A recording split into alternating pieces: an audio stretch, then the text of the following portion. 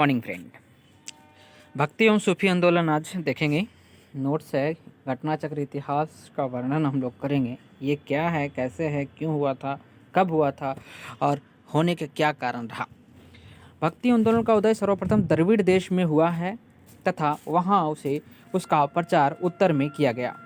भगवत पुराण में कहा गया है कि भक्ति द्रविड़ देश में जन्मी, कर्नाटक में विकसित हुई तथा कुछ काल तक महाराष्ट्र में रहने के बाद गुजरात में पहुंचकर जीर्ण हो गई। मतलब कि वहां जाकर चरम सीमा पर पहुंच गई। भक्ति आंदोलन का सूत्रपात दक्षिण में 8वीं सदी के महान दार्शनिक शंकराचार्य के उदय के साथ हुआ था। उन्होंने विशुद्ध द्वैतवाद के प्रचार किया था। भक्ति आंदोलन को दक्षिण में वैष्णव अलवर संतों और शैव नयनार संतों ने प्रचार किया था। भक्ति आंदोलन का पुनर्जन्म 15वीं-16वीं सदी में हुई थी, जब उनके नेतृत्व के बागडोर कबीर, नानक, तुलसी, शूर और मीराबाई की ने संभाली थी। चरम सीमा पर पहुंची थी उस समय। मध्यकालीन भारत में सूफियों के उद्भव से भारत समाज में समरसता फैलने की मदद मिली। ये सूफी ध्यान साधना और कठोर श्वास नियमन जैसे यौगिक क्रियाओं को किया करते थे। वे एकांत में कठोर यौगिक व्यायाम करते थे तथा समाज में एकता और सौहार्द फैलाने का तथा श्रोताओं के ध्यानतव हर्षोन्माद उत्पन्न करने के लिए गीतों और संगीतों का भी सहारा लिया करते थे। ये सूफी आंदोलन जो करने वाले लोग थे उनके बारे में बताया जा रहा है।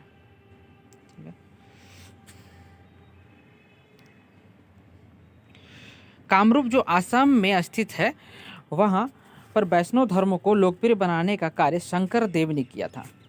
एकेश्वरवाद उनके धर्म का मूल उद्देश्य था। वे विष्णु या उनके अवतार कृष्ण को अपना अभिष्ट मानते थे, इष्ट देवता मानते थे।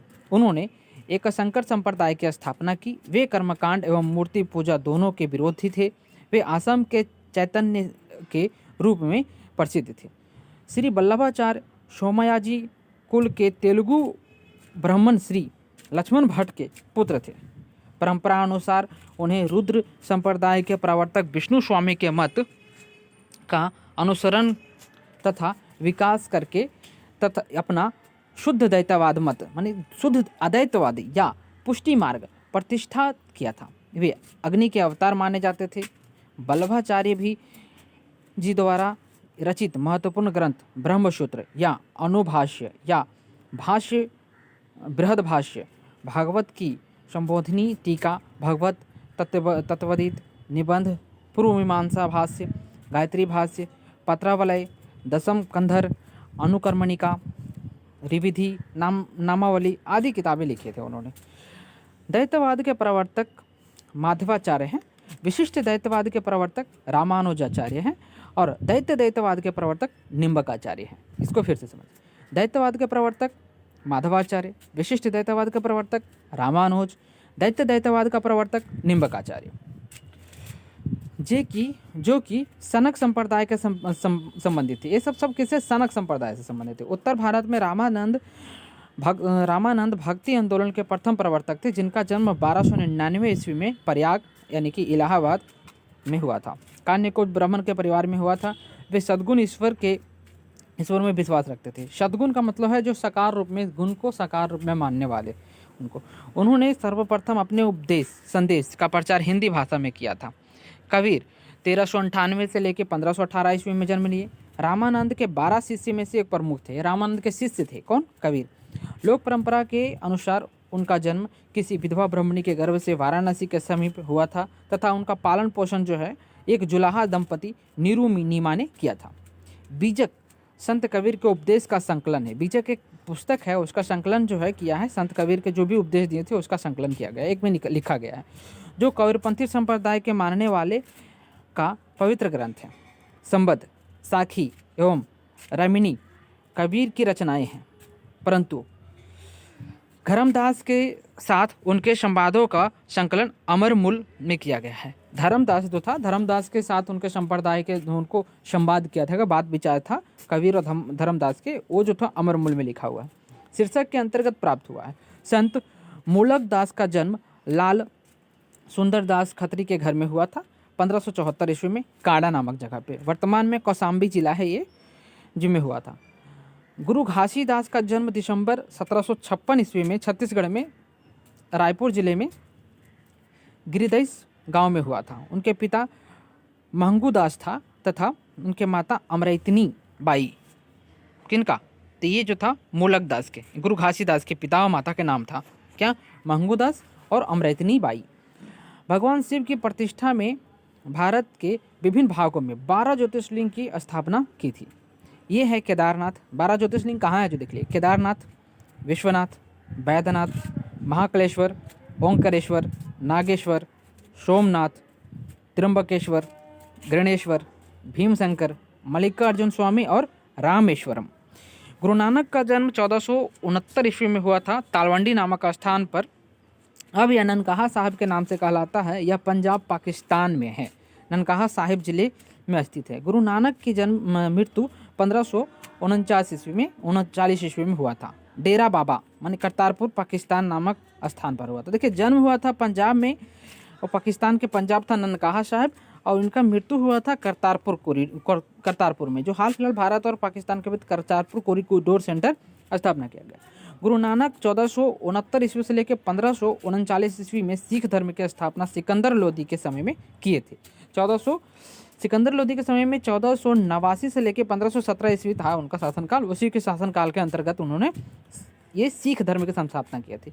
एकेश्वरवाद में विश्वास करते थे। उन्होंने एकेश्वरवाद में विश्वास करते थे। निर्गुण ब्राह्मण की उपासना पर बल देते थे। गुरु नानक का कहना था, ईश्वर व्यक्ति के गुणों को जानता है। ईश्वर जो है व्यक्ति के गुणों को जानता है, पर वह उसकी जाति के बारे में नहीं पूछता है, क्योंकि दूसरे लोग में कोई जाति नहीं होती है। गुरु नानक ने गुरु का लंगर नामक एक मुक्त सामुदायिक रसोई की शुरुआत की थी। उनके अनुयायी इसी की भी जाति का ध्यान दिए बिना सबको सामान्य भोजन परोसते थे। मीराबाई मेड़ता के राजा रतन सिंह राठौर की पुत्री थी। रतन सिंह की पुत्री थी, बहुत बार पूछा गया क्वेश्चन है। मीराबाई किसकी पुत्री थी? तो राजा रतन सिंह की पुत्री है। ठीक है, इनका जन्म हुआ है जो 1498 ईस्वी में मेड़ता के कुदकी नामक ग्राम में हुआ था। मेड़ता के कुदकी नामक ग्राम में हुआ है। ये कुदकी भी कितना बार पूछा गया, कुदकी। इनका विवाह उदयपुर के प्रसिद्ध शासक राणा सांगा के ज्येष्ठ पुत्र युवराज भोजराज से हुआ था। राणा सांगा जो था उनका ज्येष्ठ पुत्र था युवराज भोजराज के साथ उनका विवाह हुआ था। किनका? मीराबाई के।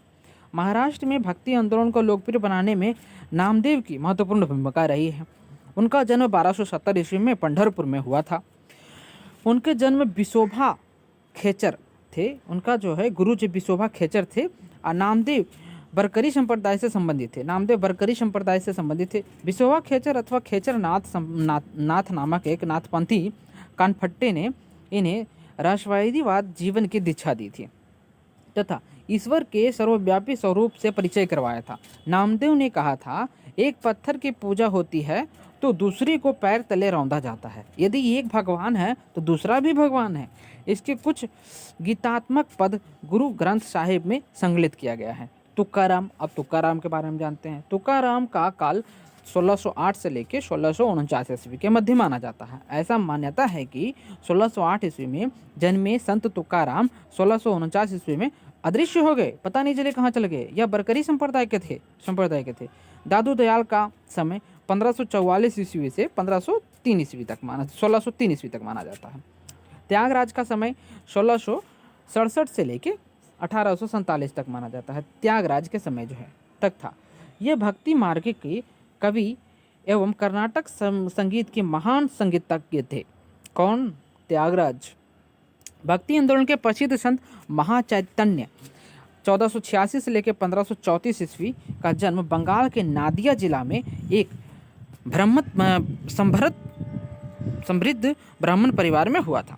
उनके पिता का नाम जगन्नाथ मिश्रा तथा माता का नाम सची देवी था।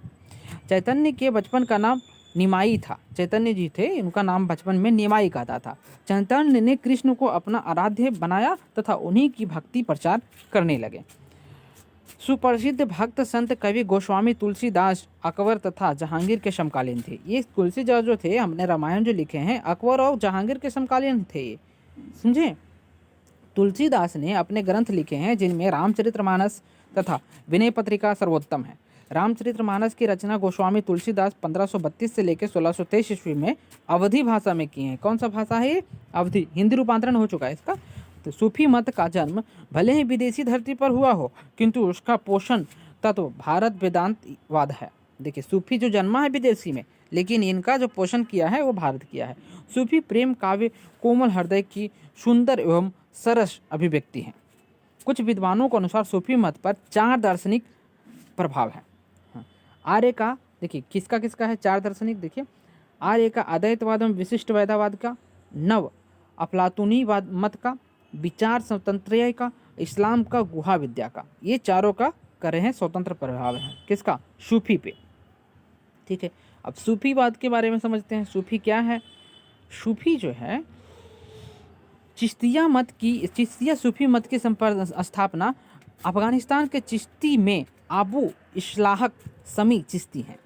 इनके शिष्य ख्वाजा अबू अहमद अब्दाल ने की थी, किंतु भारत में सर्वप्रथम इसका प्रचार ख्वाजा मोइनुद्दीन चिश्ती के द्वारा किया गया था। वे 12वीं शताब्दी के मोहम्मद गौरी की सेना के साथ भारत आ गए थे। कौन? ये ख्वाजा मोइनुद्दीन चिश्ती। उन्होंने अजमेर राजस्थान में अपना निवास स्थान बनाया। 1236 ईस्वी में उनकी मृत्यु हो गई और कुतुबुद्दीन बख्तियार काकी का प्रमुख शिष्य थे। ये कौन? ये सूफी मत जो थे ये शेख सलीम। निसापुर के हरोन में ख्वाजा मोइनुद्दीन चिश्ती ख्वाजा उस्मान चिश्ती हरूनी के शिष्य थे। शेख फरीदुनीगंज सरकर चिश्ती सिलसिला के सूफी मत थे, जो बाबा फरीद के नाम से प्रसिद्ध हुए। उन्हीं के प्रयत्न फलस्वरूप चिश्ती सिलसिला को भारत में लोकप्रिय बनाया गया, जिसका सबसे महत्वपूर्ण योगदान वे रचना है जो गुरु ग्रंथ साहिब में संकलित किया गया है। गुरु ग्रंथ साहिब में भी संकलित किया गया है। वे बलबन के दामाद थे। शेख निजामुद्दीन औलिया के आराध्य गुरु हजरत बाबा फरीदुद्दीन मसूद गजशंकर थे, जिन्हें बाबा फरीद के नाम से भी जाना जाता था। उनके अन्य प्रमुख शिष्य थे अल हजारी साहिब कलियारी और नसीरुद्दीन चिराग देहवली। शेख निजामुद्दीन औलिया के दरगाह में दिल्ली 1325 में निजामुद्दीन औलिया की मृत्यु हो गई। उन्हें गयासुद्दीन दिल्ली के दफनाया गया था।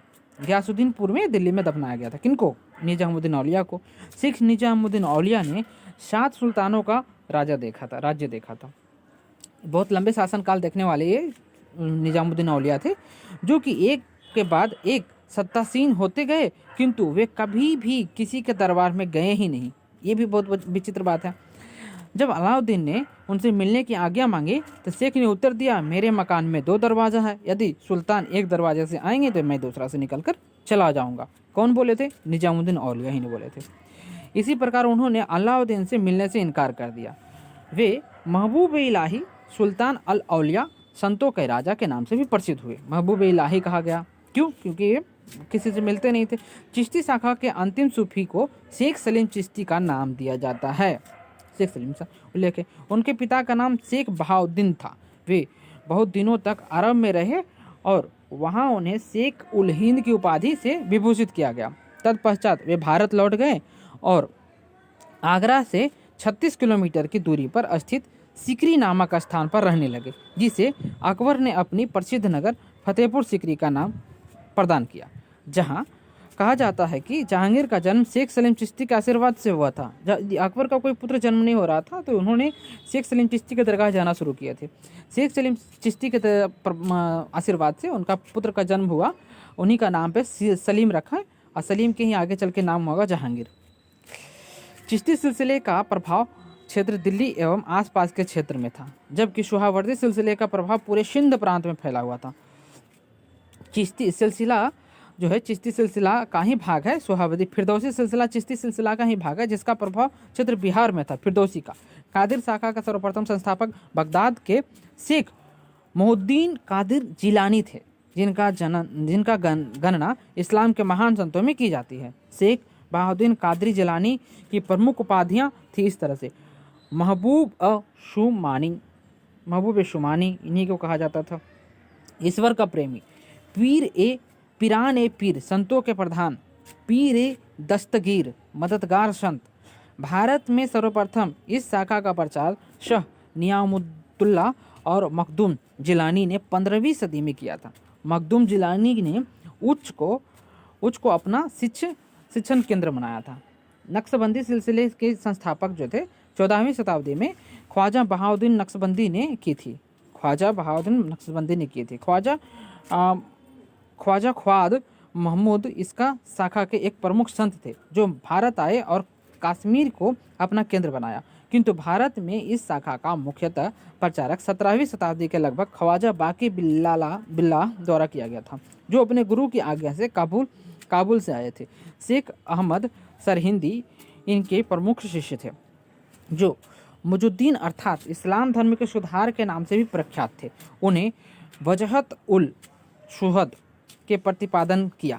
यह सिलसिला संगीत मतलब संगीत के विरोधी थे।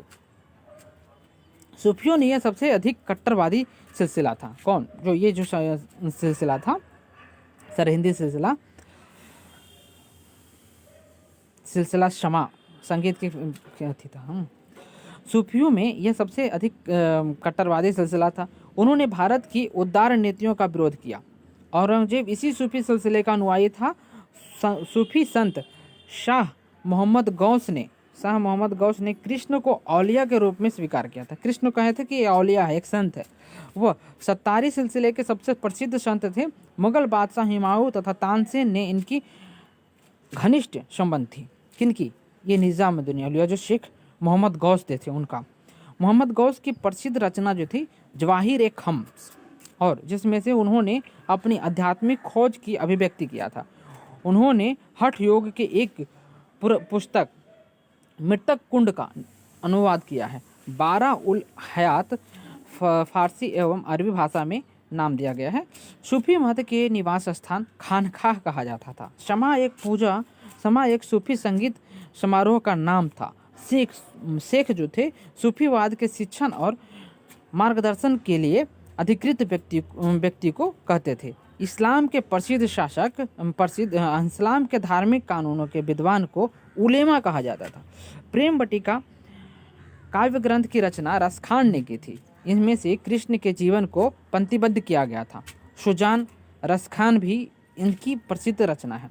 रसखान की भाषा विशुद्ध ब्रज भाषा थी। 12 मास की रचना मलिक मोहम्मद जायसी ने की। जायसी की पद्मावत अखराट एवं आखिरी कलम में से पद्मावत का हिंदी साहित्य के रूपांतरण स्थान है। 12 मास पद्मावत का ही एक भाग है। उत्तर प्रदेश के बाराबंकी से लगभग 12 किलोमीटर दूर स्थित देव शरीफ में प्रसिद्ध सूफी संत हाजी बरिस अली शाह के मजार स्थित है। ईसा मसीह, अब देखिए, जीसस क्रिस्टेसस का जन्म लगभग 4 ईसा पूर्व यहूदी संत के बेथलहेम नामक नगर में हुआ था। ईसाई मान्यता के अनुसार ईसा मसीह सूली पर चढ़ जाने के तीसरे दिन पुनर्जीवित हो गए थे। जैसे उनको सूली पर चढ़ा दिया था, उसके तीसरे दिन फिर से जीवित हुए। इसी याद में ईस्टर त्यौहार मनाया जाता है। गुड फ्राइडे ईसा मसीह के शहीद दिवस के रूप में मनाया जाता है। देखिए, गुड फ्राइडे जो है मरते हैं, ईसा मसीह को शहीद दिवस के रूप में मनाया जाता है। ईसाइयों द्वारा मनाया जाने वाला बाइबल जो है ईसाइयों का प्रमुख ग्रंथ है। बाइबल के अनुसार ईसा मसीह को शुक्रवार के दिन ही सूली पर चढ़ा दिया गया था। 80 के संत फ्रांसिस ऐसे ईसाई संत हैं जो पशु पक्षी से प्रेम के लिए विख्यात हैं। क्यों? 80 के संत जो हैं। वेंकिटन इटली के प्रसिद्ध स्थल वृद्ध संप्रभु देश है, जिसका कुल क्षेत्रफल 44 हेक्टेयर है। वेटिकन जो है ना, एक जो विश्व का सबसे छोटा जनसंख्या एवं क्षेत्रफल देश है, स्वतंत्र देश है। यह रोम के पादरी, जिन्हें पोप भी कहा जाता है, के द्वारा स्थापित किया गया था। इसे रोम के पादरी जो पोप थे उनके द्वारा। इन्हें रोमन कैथोलिक चर्च की राजधानी के रूप में जाना जाता है। मदीना पश्चिम सऊदी अरब के हिजाज क्षेत्र में स्थित शहर है। यह मक्का के बाद इस्लाम धर्म का दूसरा पवित्र शहर है। इस तरह से ये खत्म हो गया। Thank you, bye bye, like share and subscribe. भक्ति आंदोलन का आरंभ किया गया था। किनके द्वारा किया गया था? अलवर संतों के द्वारा। जो साउथ के थे अलवर संत थे, उनको द्वारा भक्ति आंदोलन के आरंभ किया गया था। नेक्स्ट पूछा जा रहा है क्वेश्चन है, भक्ति संस्कृति का भारत में पुनर्जन्म कब हुआ था, कौन सी, तो ये कब हुआ था, 15वीं-16वीं शताब्दी में किया गया था। ये पढ़ लिए हम लोग 15वीं-16वीं शताब्दी में। नेक्स्ट क्वेश्चन पूछा गया हम लोगों से, क्वेश्चन पूछा गया है बुद्ध और मीराबाई के जीवन दर्शन के मुख्य सम्य था, क्या था इनका, तो संसारिक दुखपूर्ण है। बुद्ध और मीराबाई दोनों कहते थे संसार जो है दुखपूर्ण है। कोई व्यक्ति किसी व्यक्ति को उसका धर्म, संप्रदाय या जाति नहीं पूछता, ये किनका कहना था, ये कहने वाले व्यक्ति थे रामानंद थे। ठीक है, और यही बात कहें, कोई व्यक्ति किसी पर ईश्वर किसी को धर्म सब जानता है, धर्म संप्रदाय नहीं पूछता है, ये नानक साहब कहने वाले थे। ठीक है, नेक्स्ट क्वेश्चन है, सभी भक्ति संतों के मध्य एक समान विशेषता थी कि उन्होंने क्या किया था, अपनी वाणी उसी भाषा में लिखी जो भक्तों के समझ में आता था। ये उनका एक समान विशेषता है। मधुगिन भारत के धार्मिक इतिहास के संदर्भ में सूफी संत निम्नलिखित में से किस तरह के आचरण का निर्वहन करते थे, तो ये किस तरह का, ध्यान एवं सावस नियम करते थे, ध्यान साधना करते हैं, एकांत में कठोर यौगिक व्यायाम करते थे, श्रोताओं का अध्ययन के लिए हर्षोन्नाद उत्पन्न करने के लिए पवित्र गाना गाते थे। ये सब के सब करते थे भाई, सब के सब करते थे, टोटल ये भी करते थे, ये भी सब होता था। ठीक है, सब होता था सब। इसमें से हो जाएगा एक से अधिक मारो ना, डी है ना, चलो ठीक।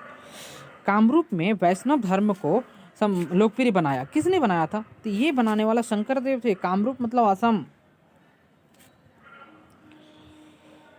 सुप्रसिद्ध मध्यकालीन संत शंकर देव प्रसिद्ध हैं, संबंधित है, किससे संबंधित है ये शंकर देव, तो ये वैष्णव संप्रदाय से है शंकर देव।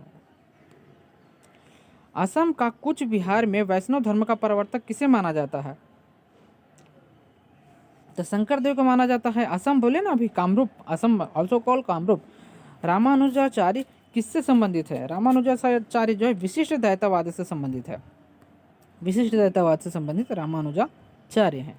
ठीक है, शुद्ध द्वैतवाद के प्रतिपादक कौन है, तो शुद्ध द्वैतवाद के वल्लभाचार्य हो जाएंगे। ठीक है, शुद्ध द्वैतवाद के वल्लभाचार्य, विशिष्ट द्वैतवाद के रामानुजाचार्य। ठीक है, महाप्रभु वल्लभाचार्य का जन्मस्थली कहाँ है, तो ये चंपारण में जन्मे थे। ये कहाँ जन्मे थे, ये कहाँ जन्मे थे, चंपारण में जन्मे थे, समझे। नेक्स्ट, निम्नलिखित में से मिलान करें, सुम्मिलित करना है। देखिए बहुत अच्छा, कौन सुम्मिलित है जो कह रहा है, कौन सुम्मिलित है।